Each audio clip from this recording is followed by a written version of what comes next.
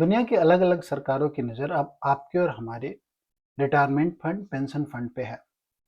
सरकारें कर क्या रही है?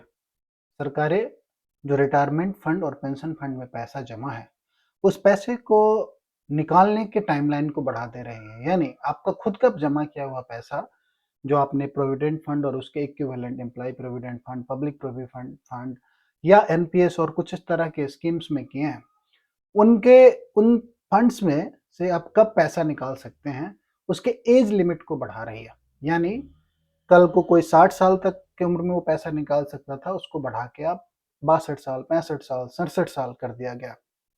और ये चेंजेस केवल इंडिया में नहीं हो रहे हैं, इस तरह के चेंजेस पिछले 1 महीने में इस तरह के चेंजेस ऑस्ट्रेलिया में हुए, इस तरह के चेंजेस यूके में हुए।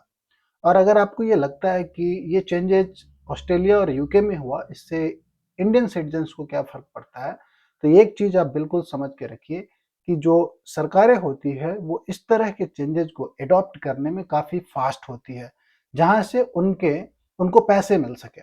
एक तीसरी और तरह की चेंज मैंने नोटिस की है related to retirement fund, pension fund, वो ये कि पहले तो गवर्नमेंट एनकरेज करती है कि आप उस तरह के फंड्स में पैसे डालें।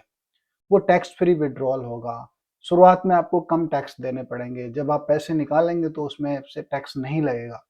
लेकिन जैसे ही उनके पास एक बहुत बड़ा कॉर्पस दिखता है लोगों के रिटायरमेंट फंड का, पेंशन फंड का, और मेजॉरिटी ऑफ पीपल जब उस पैसे को निकालने की उम्र में पहुंचते हैं, तो गवर्नमेंट टैक्स के रूल को चेंज कर दे रही है।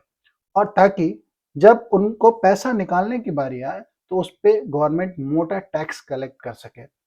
अगर आप किसी भी इस तरह के फंड में ज़रूरत से ज़्यादा पैसे सेव कर रहे हैं, इन्वेस्ट कर रहे हैं, तो आपको ये सोचना चाहिए, समझना चाहिए कि क्या आपके पास दूसरे अल्टरनेट ऑप्शन है, जहाँ पे आपके पैसे पे आपका ज़्यादा कंट्रोल हो, आप जब चाहे तब निकाल सकें, ना कि आपको पर्टिकुलर ऐज के लिए वेट करना पड़े, अपने ही पैसे को निकालने के लिए, वो भी टैक्स अनसर्टेनिटी कि बाद में गवर्नमेंट कितना टैक्स बढ़ा देगी।